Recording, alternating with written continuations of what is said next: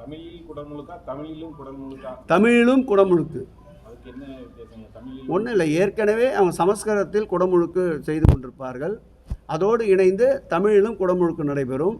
ஏற்கனவே பழனியிலே என்ன நடைமுறையை பின்பற்றினோமோ அதேபோல் நம்முடைய வயலூர் முருகன் திருக்கோயிலே குடமுழுக்கின் போது என்ன நடைமுறையை பின்பற்றினோமோ, மருதமலையிலே என்ன நடைமுறையை பின்பற்றினோமோ அதே நடைமுறையை அனைவரும் ஒன்று சேர இந்த திருக்கோயிலே அர்ச்சகர்கள், போத்தீஸ்கள் மற்றும் மற்றவர்கள் தமிழ் கற்ற வேத விற்பனர்கள் அனைவரும் ஒன்றிணைந்து இந்த முடிவினை மேற்கொண்டிருக்கின்றோம்.